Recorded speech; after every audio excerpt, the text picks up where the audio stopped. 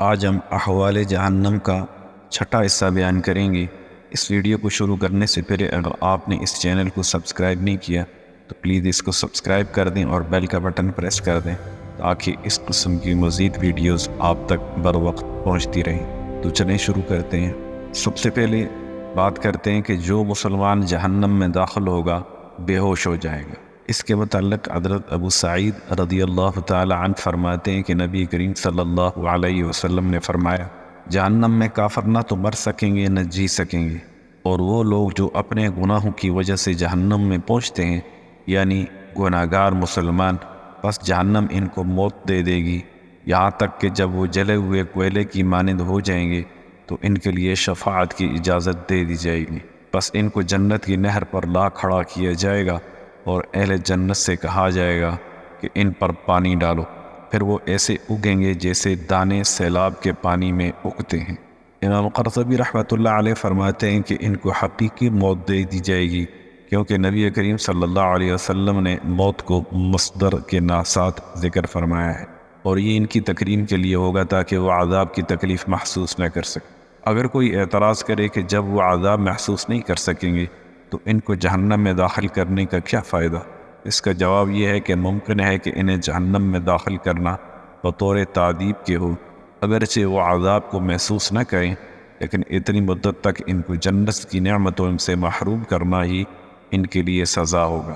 جیسا کہ اگر کسی شخص کو جیل میں داخل کر دیا جائے تو یہ اس کے لیے باعث سزا ہے، اگرچہ اس کو طوق اور بیڑیاں نہ پہنائی جائیں۔ بات کرتے ہیں کہ جہنمی آگ میں کتنے ڈوبے ہوں گے۔ اس کے متعلق حضرت ابو ہریرہ رضی اللہ عنہ فرماتے ہیں کہ آپ صلی اللہ علیہ وسلم نے فرمایا، بعض اہل جہنم ٹخنوں تک اور بعض گھٹنوں تک اور بعض گلے تک آگ میں ڈوبے ہوں گے۔ حضرت ابو سعید رضی اللہ عنہ فرماتے ہیں، نبی کریم صلی اللہ علیہ وسلم نے فرمایا، اہل جہنم کے لیے سب سے کم درجے کا عذاب یہ ہے کہ ان کو آگ کے جوتے پہنائے جائیں گے جن کی شدت کی وجہ سے ان کا دماغ جوش مارنے لگے گا، اور اہل جہنم میں سے بعض کے سینے تک آگ ہوگی اور بعض کے گلے تک، اور بعض ایسے بھی ہوں گے جو مکمل طور پر آگ میں ڈوبے ہوئے ہوں گے۔ جہنم میں زیادہ لوگ کون ہوں گے؟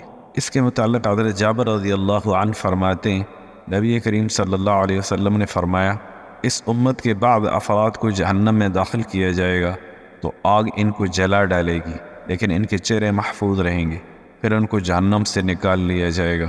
جہنم میں زیادہ عورتیں جائیں گی، کیوں جائیں گی؟ اس کے متعلق حضرت عمر رضی اللہ عنہ فرماتے ہیں، نبی کریم صلی اللہ علیہ وسلم نے فرمایا، اے عورتوں کی جماعت، تم کثرت سے صدقہ کیا کرو، کیونکہ میں دیکھ رہا ہوں کہ جہنم میں اکثر عورتیں ہوں گی۔ ان میں سے ایک عورت نے کہا، یا رسول اللہ صلی اللہ علیہ وسلم، ہم جہنم میں کثرت سے کیوں ہوں گی؟ تو آپ صلی اللہ علیہ وسلم نے فرمایا، شوہروں کی نافرمانی اور بکثرت لعنت بھیجنے کی وجہ سے ہے۔ حضرت عبد الرحمن رضی اللہ عنہ فرماتے ہیں کہ نبی کریم صلی اللہ علیہ وسلم نے فرمایا، فساق جہنم ہی ہے۔ صحابہ نے عرض کی، یا رسول اللہ صلی اللہ علیہ وسلم، فساق کون ہے؟ آپ صلی اللہ علیہ وسلم نے فرمایا، عورتیں۔ ایک صحابی نے عرض کی، یا رسول اللہ صلی اللہ علیہ وسلم، کیا وہ ہماری بہنیں اور بیویاں نہیں ہیں؟ آپ صلی اللہ علیہ وسلم نے فرمایا، کیوں نہیں؟ لیکن جب انہیں دیا جاتا ہے تو شکر نہیں کرتی، اور جب آزمائش میں مبتلا ہوتی ہیں تو صبر نہیں کرتی۔ گناہگار مسلمانوں کا جہنم میں کیا حال ہوگا؟ ان کے متعلق اور اوروں کو نصیحت خود میاں فصیحت کون لوگ ہیں؟ اس کے متعلق حضرت اسامہ بن زید رضی اللہ عنہ فرماتے ہیں کہ نبی کریم صلی اللہ علیہ وسلم نے فرمایا، قیامت کے دن ایک آدمی جب جہنم میں ڈالا جائے گا تو اس کی آنتیں تیزی سے باہر نکل آئیں گی، وہ اس طرح گھومے گا جیسے گدھا اپنی رسی کے ساتھ گھومتا ہے۔ اہل جہنم اس کے گرد جمع ہو جائیں گے اور کہیں گے، تجھے کیا ہوا؟ تو ہمیں نیکی کا حکم دیتا تھا اور برائی سے روکتا تھا۔ وہ جواب دے گا، میں تمہیں تو امر بالمعروف و نہی عن المنکر کرتا تھا، لیکن خود اس پر عمل نہیں کرتا تھا۔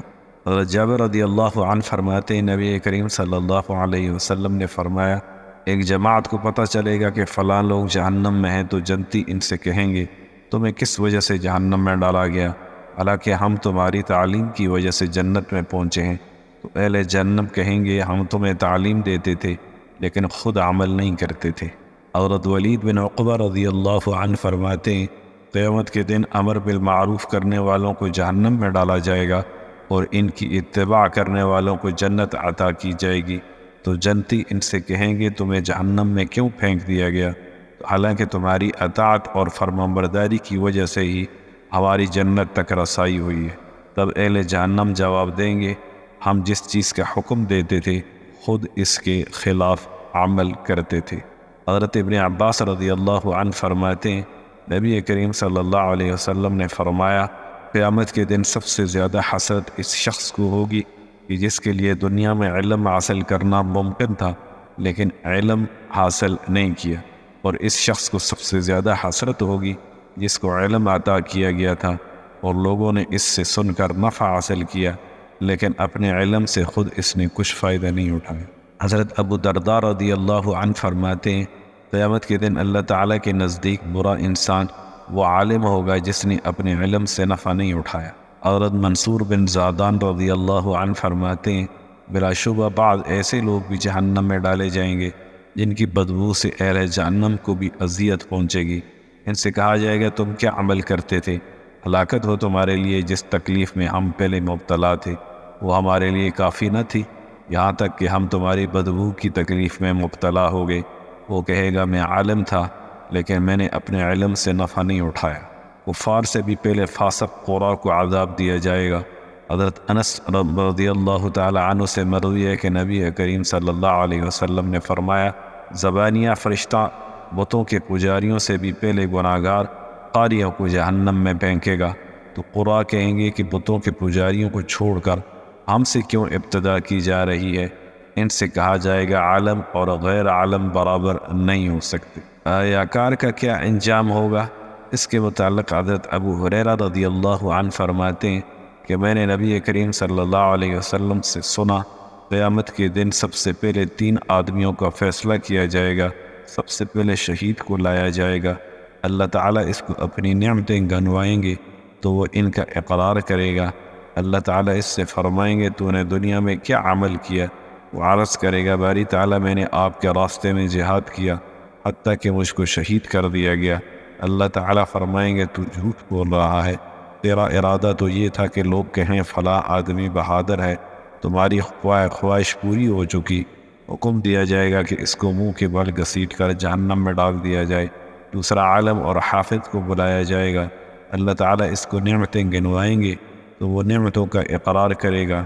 اللہ تعالیٰ فرمائیں گے تم نے دنیا کے اندر کیا عمل کیا؟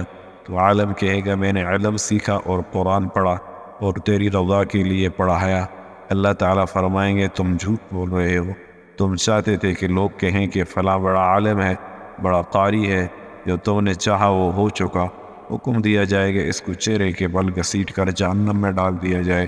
تیسرا وہ سخی جس کو اللہ تعالیٰ نے مال عطا کیا ہوگا، اللہ تعالیٰ اس کو اپنی نعمتیں گنوائیں گے، وہ ان نعمتوں کا اقرار کرے گا۔ اللہ تعالیٰ فرمائیں گے تم نے دنیا میں کیا عمل کیا؟ وہ جواب دے گا یا الہ عالمین، میں نے دنیا کے اندر اپنی حرج محبوب چیز کو تیرے راستے میں فقط تیری رضا کے لیے خرچ کیا۔ اللہ تعالیٰ فرمائیں گے تم جھوٹ بول رہے ہو، تمہاری خواہش تو یہ تھی کہ لوگ کہیں فلاں آدمی تو بہت سخی ہے، تمہاری خواہش پوری ہو چکی۔ پھر اللہ تعالیٰ حکم فرمائیں گے اس کو منہ کے بل گھسیٹ کر جہنم میں ڈال دیا جائے۔ بلا تحقیق فتویٰ دینے کا والے کا کیا وبال ہوگا؟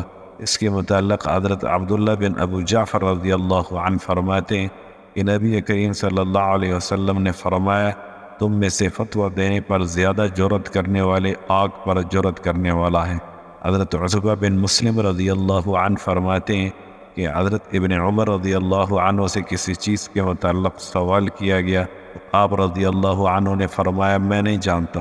اس نے اصرار کیا تو آپ رضی اللہ عنہ نے فرمایا کہ کیا تم چاہتے ہو کہ ہماری پیٹھوں کو جہنم میں پل بنایا جائے؟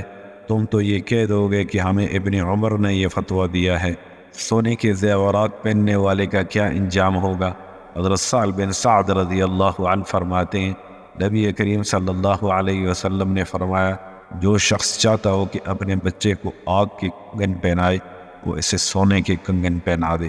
امام ترمذی رحمۃ اللہ علیہ فرماتے ہیں یہ حدیث یا تو منسوخ ہے، ان حدیث کی وجہ سے جن میں عورتوں کے لیے سونے کا جو مذکور ہے یا اس شخص پر محمول ہے جو زکوٰۃ ادا نہیں کرتا، اور اس کی تائید اس حدیث سے بھی ہوتی ہے جس کو امام احمد رحمۃ اللہ علیہ نے حضرت اسماء بنت یزید سے روایت کیا ہے۔ انہوں نے فرمایا، میں اور میری خالہ نبی کریم صلی اللہ علیہ وسلم کی خدمت میں حاضر ہوئیں، ہم نے سونے کے کنگن پہنے ہوئے تھے۔ آپ صلی اللہ علیہ وسلم نے فرمایا، کیا تم اس کی زکوٰۃ ادا کرتی ہو؟ ہم نے جواب دیا، نہیں۔ آپ صلی اللہ علیہ وسلم نے فرمایا، کیا تم اس بات سے نہیں ڈرتی کہ اللہ تعالیٰ تمہیں آگ کے کنگن پہنا دے؟ السلام علیکم ورحمۃ اللہ وبرکاتہ۔